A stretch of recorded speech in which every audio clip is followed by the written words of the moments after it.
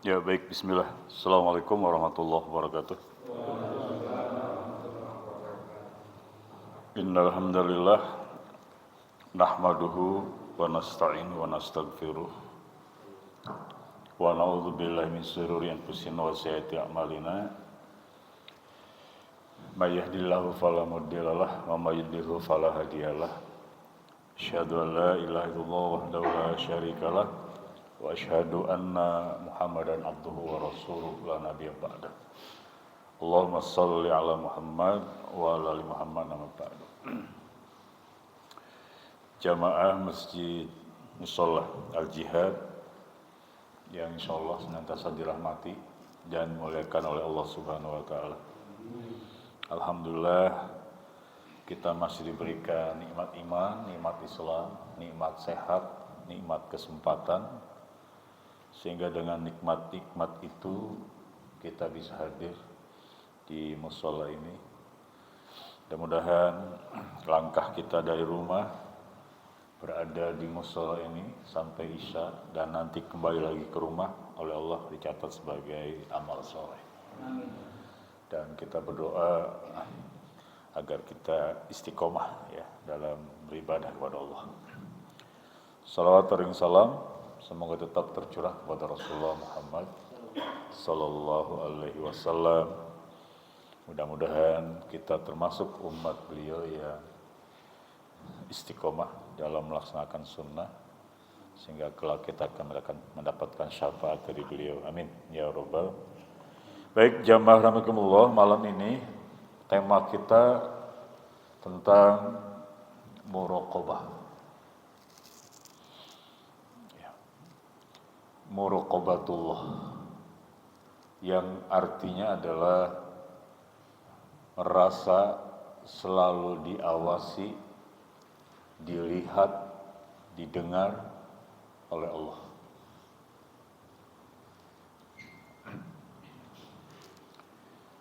Muraqabah ini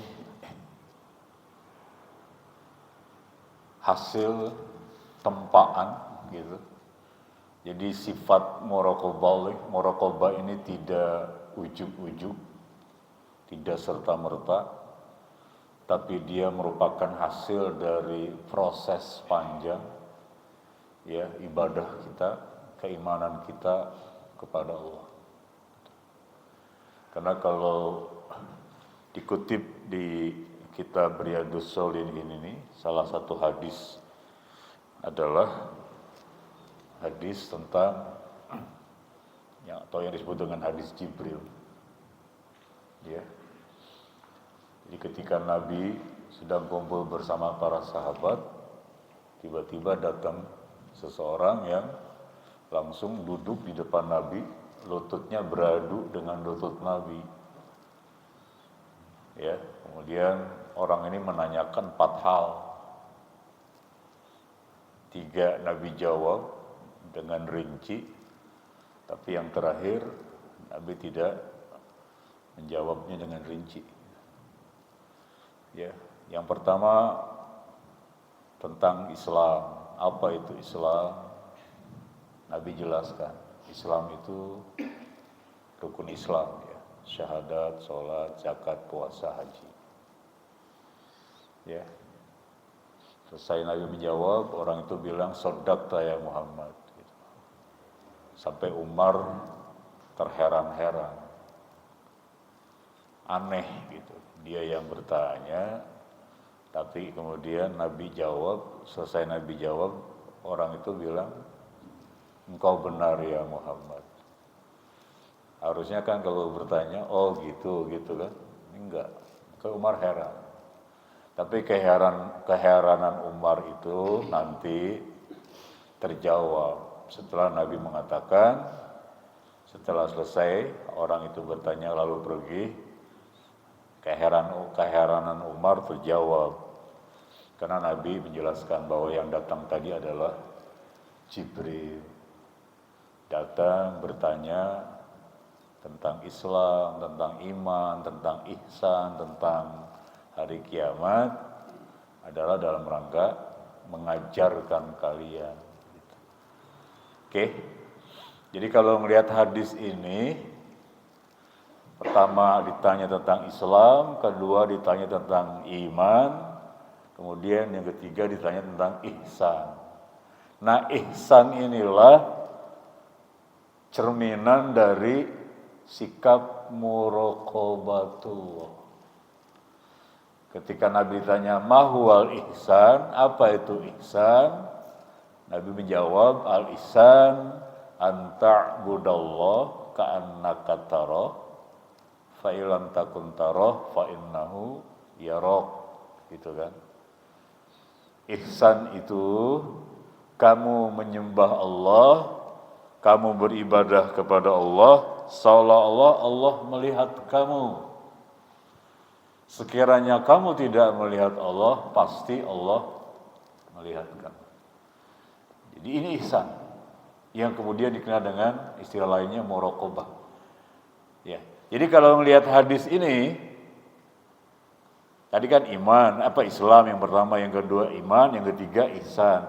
Jadi kalau melihat hadis ini, sikap ihsan, merasa diawasi oleh Allah atau dikenal dengan muraqabatullah adalah hasil dari tempaan keislaman, keimanan. Gitu. Ya. Jadi setelah seseorang melaksanakan keislamannya benar, gitu, keimanan juga benar, akan lahir sikap muraqabatullah. Sikap merasa di mana saja dia berada, dilihat oleh Allah, ya, didengar oleh Allah, diawasi oleh Allah, dimonitor. Gitu. Baik. Penulis kitab Imam Nawawi ketika membahas muraqabatullah itu menstir, ya, mengangkat ayat-ayat Al-Quran yang terkait dengan muraqabah. Kurang lebih ada 6 ayat. Ya. Baik, kita buka ayat pertama. Surat Asy-Syu'ara, surat ke-26, ayat yang ke-218. Yang ada Al-Quran boleh dibuka. Oke. Ayat itu berbunyi allazi yaraka hina taqum. Kemudian ayat 19-nya, ayat 219-nya wa taqallubuka fis-sajidin. Ya. Yang melihat engkau ketika engkau berdiri untuk sholat. Ini ihsan atau ini muraqabah. Jadi ketika kita hendak melaksanakan sholat, ada perasaan Allah mengawasi kita, melihat kita. Sehingga dengan begitu, ya, sama seperti kita kerja, Pak Allah. Kalau kita sedang kerja, lalu diawasi oleh mandor, gitu ya, oleh supervisor, kayaknya kerja kita gimana? Serius, sungguh-sungguh, iya kan? Coba-coba kerja di depan mandor semau-maunya, iya kan? Langsung dikasih SP1 kita. Kamu ada saya aja kerja begini, paling ada saya. Gitu kan? Oke. Jadi ketika kita merasa yakin bahwa ketika kita hendak salat Allah mengawasi kita itu, maka salat kita jadi khusyuk. Jadi benar gitu. Kemudian ayat 19-nya wa taqallubuka fis-sajidin, dan dia melihat, ya, perbuatan, gerakan badanmu di antara orang-orang yang sujud. Ya. Itu ayat yang pertama diangkat oleh penulis. Oke. Yang kedua, Surat yang kedua adalah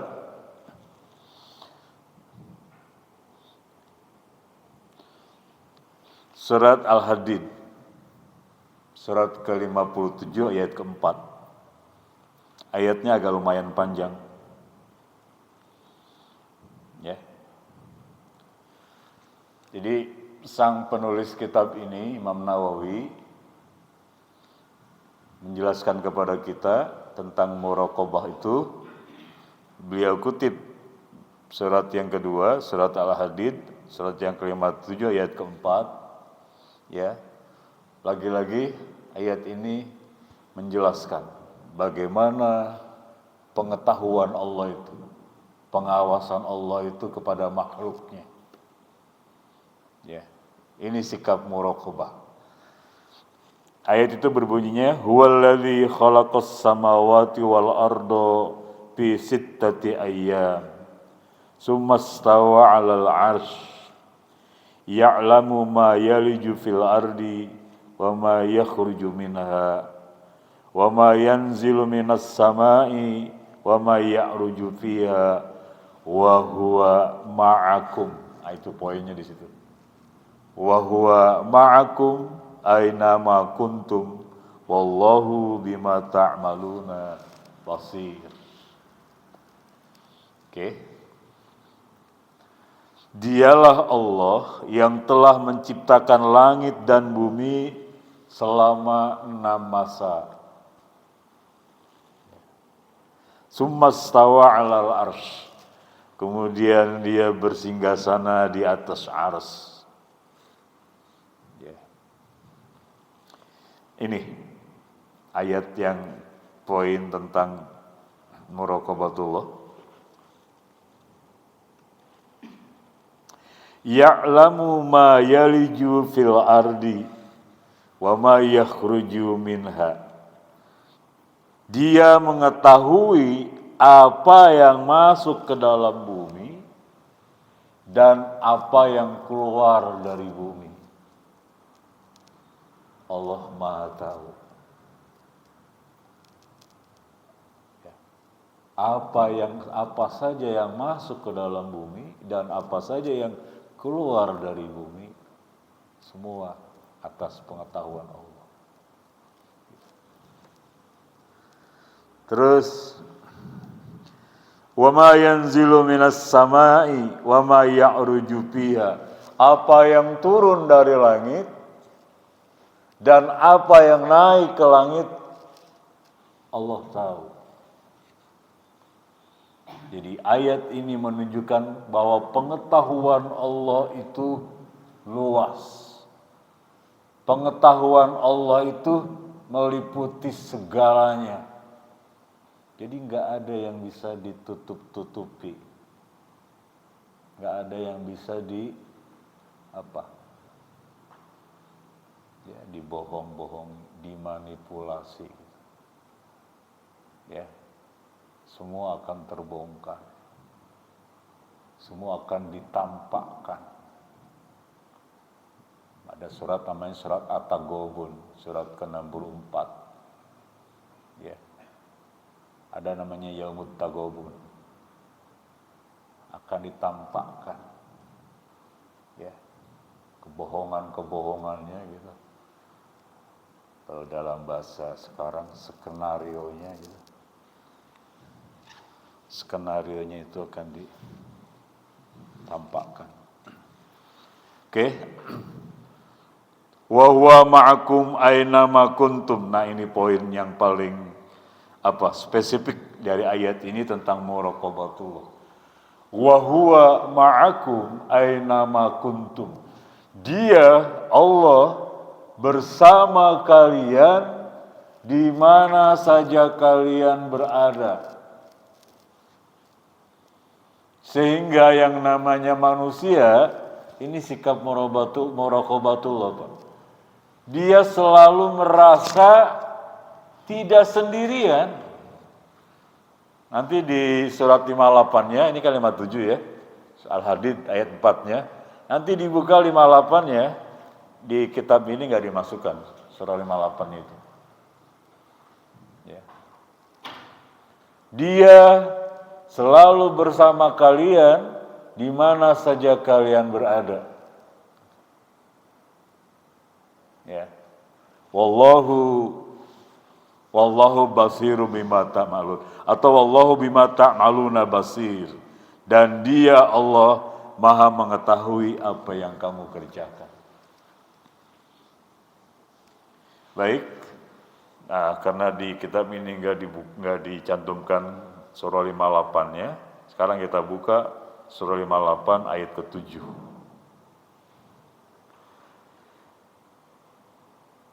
Jadi ketika sikap muraqabatullah ini melekat dalam diri seseorang,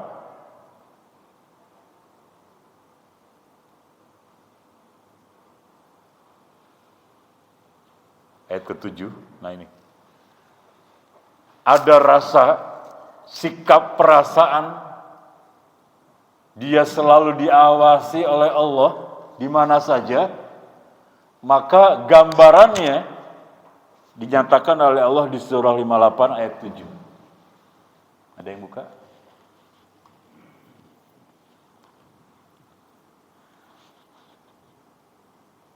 Bunyi ayatnya begini. Alam tara annallaha ya'lamu ma fis samawati wa ma fil ardi.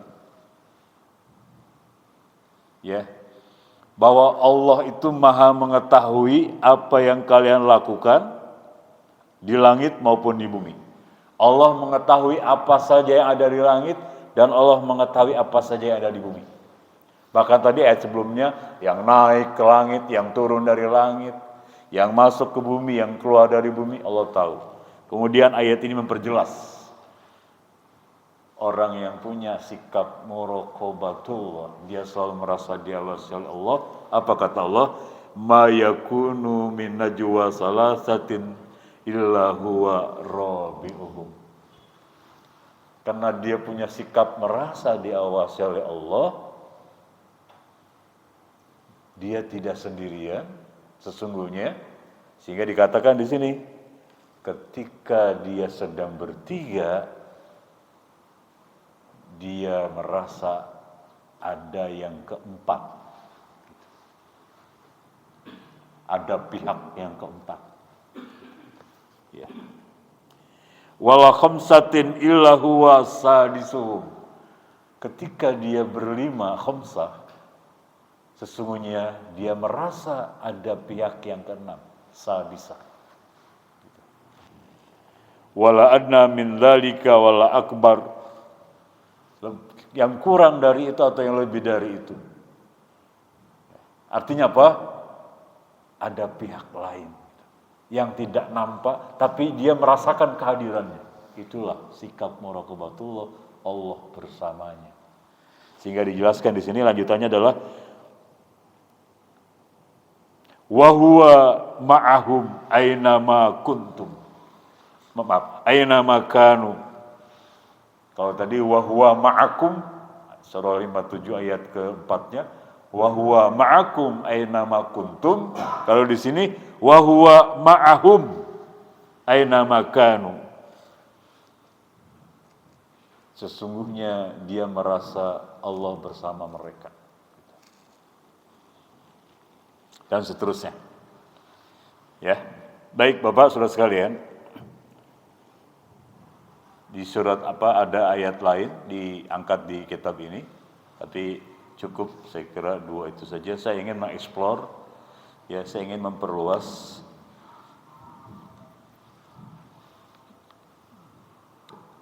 pembahasan tentang muraqabatullah. Nah sekarang adalah pertanyaannya adalah bagaimana cara Allah mengawasi hambanya? Bagaimana cara Allah memonitor makhluknya? Ya kan? Kan kita karena keislaman kita, karena keimanan kita, maka lahir sikap ihsan, sikap muraqabah itu. Kita selalu merasa ada Allah bersama kita, sehingga semua gerak-gerik kita dalam pengawasannya. Gitu. Nah pertanyaannya, bagaimana cara Allah mengawasi kita? sehingga menambah keyakinan kita, sehingga kita menjadi orang yang benar-benar berhati-hati sekali. Bicara berhati-hati. Kenapa? Karena yang dia bicarakan Allah dengar. Gitu. Bahkan malaikat mencatat. Ya. Ini sikap muraqabatullah, Pak. Karena dia merasa Allah Maha mendengar, Allah Maha melihat, Allah Maha segalanya, gitu. Maka dia sangat hati-hati. Ketika dia bicaranya hati-hati banget. Karena dia yakin yang dia ucapkan itu dicatat. Surah 50, surah Qaf, ayat 18. Ma yalfizu min qawlin illa ladaihi raqibun atid. Tidak ada satu pun yang keluar dari mulut kita itu kecuali dicatat. Makanya orang beriman keluar dari mulutnya ucapannya, kata-katanya yang baik, yang bermanfaat, yang mengandung nasihat, yang mengandung ilmu. Kalau enggak, kata Nabi, fal yakul khairon au liyasmut, lebih baik diam. Lebih baik diam. Baik, nah bagaimana caranya Allah mengawasi kita itu? Sehingga seluruh gerak-gerik kita, seluruh aktivitas kita dalam pengawasannya, dalam catatannya gitu, yang nanti akan diperlihatkan, ya, diperlihatkan, ditunjukkan, ada reportnya. Oke, yang pertama, cara Allah mengawasi hambanya dengan atau melalui makhluk lain yang oleh Allah ditugaskan makhluk itu untuk mengawasi, merekam aktivitas kita. Ia adalah malaikat Raqib Atid. Percaya atau tidak, tapi sebagai orang beriman, salah satu imannya adalah iman kepada malaikat. Ya, Allah menugaskan malaikat untuk merekam, mencatat seluruh aktivitas yang dilakukan oleh manusia. Ya, ada di surah Al-Infitar. Allah mengatakan, wa inna alaikum lahafizin kiraman katibin ya'lamuna ma taf'alun. Ya. Wa inna alaikum lahafizin. Kepada kalian ada yang ditugaskan oleh Allah untuk menjaga kalian. Ya'lamuna ma taf'alun. Mereka mengetahui apa saja yang kalian lakukan. Ya. Namanya kiraman katibin. Jadi malaikat Raqib Atid sering juga disebut gelarnya kiraman katibin. Yang selalu hadir, yang selalu mengawasi, yang selalu mencatat. Gitu. Ya. Nanti hasil kerja mereka, ya, catatan ini akan kita terima di yaumil hisab. Ya, di yaumil hisab.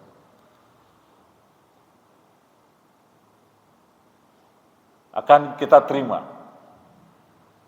Nah, bagaimana manusia menerima hasil kerja malaikat Raqib Atid itu atas aktivitas yang kita lakukan saat di dunia, ini menunjukkan ending Akhir manusia seperti apa? Surga atau neraka?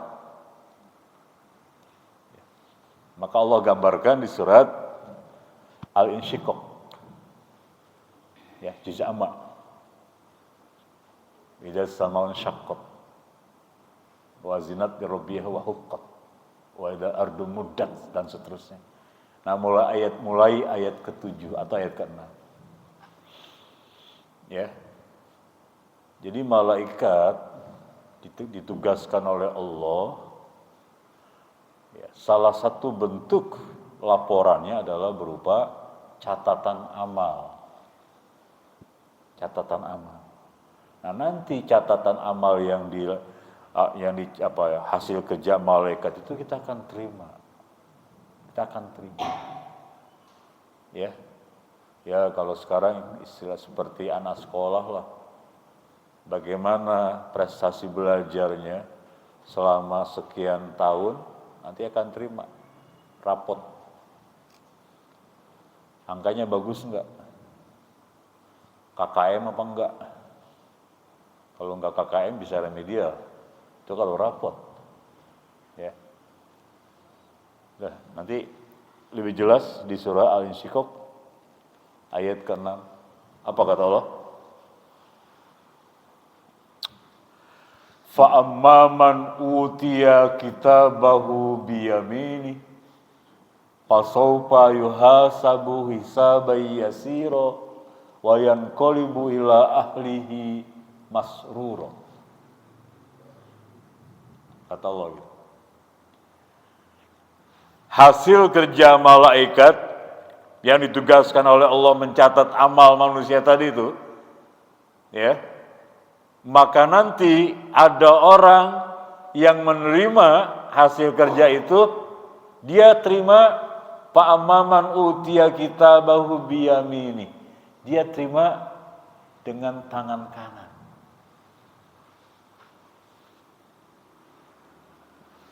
Fasawfa yuhasabu hisaban yasira. Orang yang menerima hasil catatan malaikat, dia terima dari atau dengan tangan kanannya dari arah depan.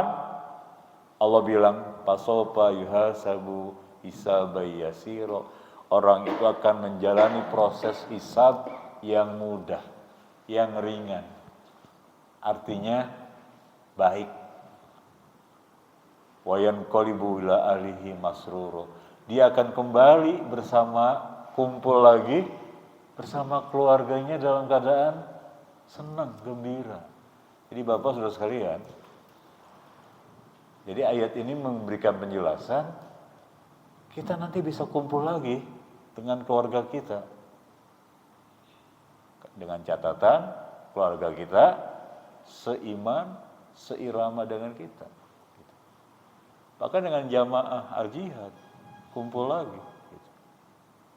Oke. Ayat selanjutnya. Wa amman utiya kitabahu wara'a zuhri, surah Al-Insyiqaq. Ya. Al-Insyiqaq itu surah ke-80-an. Wa amman utiya kitabahu wara'a zuhri. Nah, yang kedua, ada orang menerima catatan amalnya itu dari belakang.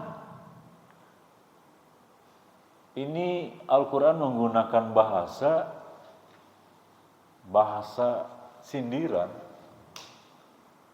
Ya. Kalau kita nggak suka sama orang, gimana sih Pak? Kalau kita nggak suka sama orang, kita nggak mau melihat orang itu, gitu. Jadi kalau ada orang nanti ketika menerima catatan amal, dia terima catatan amalnya dari belakang, ini menunjukkan Allah tidak mau melihat wajah orang itu. Allah nggak mau melihat muka orang itu. Kenapa? Karena saat di dunia dia nggak pernah menghadap Allah, dia nggak pernah ketemu Allah, dia nggak pernah berjumpa dengan Allah. Ya, kan kata Nabi dalam hadis kursinya gitu, Allah tuh tergantung hambanya. Allah itu tergantung hambanya. Kalau hambaku mendekatiku sejengkal, aku akan mendekati hambaku sehasta. Kalau hambaku mendekatiku dengan cara berjalan, aku akan mendekati hambaku dengan cara berlari. Ya Pak, jadi ibarat permainan bola gitu. Jadi bagaimana? Ya, jadi kalau kita bola kasti misalnya, kita lempar ke tembok, bagaimana baliknya bola itu tergantung cara kita melempar. Kalau kita lempar pelan, dia nggak akan balik. Tapi kalau kita lempar keras, dia bisa berbalik keras. Ya, begitu. Baik, kembali. Jadi malaikat yang pertama yang ditugaskan oleh Allah, ya, dalam melaksanakan pengawasan. Kan tadi pertanyaan bagaimana cara Allah mengawasi hambanya gitu. Yang pertama melalui malaikat. Yang kedua, Bapak Saudara sekalian, mungkin ada yang bertanya, gimana cara kerja malaikat? Sederhana saja, Pak. Ya, siapa sih yang menciptakan manusia? Allah, kan gitu. Apa yang dihasilkan oleh manusia hebat. Ada CCTV. Ada CCTV. CCTV memang tidak bersuara, tapi seluruh gerak yang dilakukan ada. Jadi kalau manusia, makhluk Allah bisa membuat itu, melakukan itu, menghasilkan itu, apalagi Allah yang menciptakan manusia. Gitu. Ya. Jadi bagaimana cara malaikat bekerja dan nanti hasilnya seperti apa Allah gambarkan, sudah di surah Al-Insyirah tadi. Oke. Yang kedua, bagaimana cara Allah mengawasi manusia, mengawasi makhluknya, karena Allah kan tadi dalam ayatnya yang saya sampaikan tadi itu kan, Allah Maha mengetahui apa yang kamu kerjakan. Nah, caranya, pertanyaannya bagaimana cara Allah mengetahui apa yang kita kerjakan? Yang pertama tadi melalui makhluknya, malaikat. Yang kedua melalui diri kita sendiri, Pak. Melalui diri kita sendiri. Ya. Kita punya tangan nih. Ada namanya sidik jari. Dan maha suci Allah, maha besar Allah, setiap manusia walaupun dia saudara kembar, sidik jarinya berbeda. Sidik jari ini bisa jadi bukti, bisa jadi saksi. Makanya kalau ada kasus pembunuhan, ya kan, itu ada,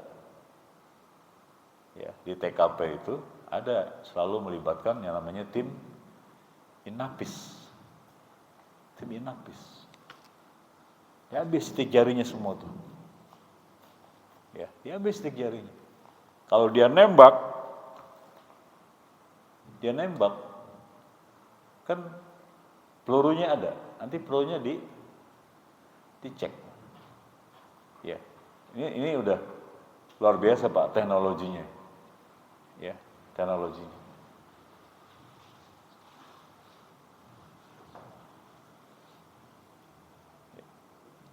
Nanti sidik jarinya akan bicara. Ya, dalam ilmu ya kepolisian lah itu. Atau ketika Bapak bikin paspor, ya, yang umroh atau yang haji, ketika bikin paspor, itu kita sidik jari kan, 10-nya tuh, 10-10-nya tuh jari kita ditempelkan di alat. Ya. Bahkan sekarang kalau kita ke rumah sakit dengan jaring JKN itu kita harus sidik jari loh. Daftarnya itu dengan cara sidik jari, nanti dia akan ngeling. Nah, paspor nanti ketika Bapak umroh atau haji, ya, itu nanti ketika kita sampai di imigrasi di Saudi, ya, turun dari pesawat, kita masuk ke bagian pemeriksaan, itu dilihat. Jadi kalau paspor yang kita bawa bukan paspor kita, kelihatan bisa ditangkap itu. Itulah teknologi. Manusia bisa membuat itu, apalagi yang menciptakan manusia. Jadi cara Allah mengawasi manusia yang kedua melalui diri kita sendiri, Pak. Tangan kita akan bicara. Surat Yasin ya. Kaki kita jadi saksi. Mulut boleh bungkam. Ya. Ditanya, kamu yang melakukan? Dia diam, bungkam. Walaupun dengan cara ya interogasinya dengan cara macam-macam ya.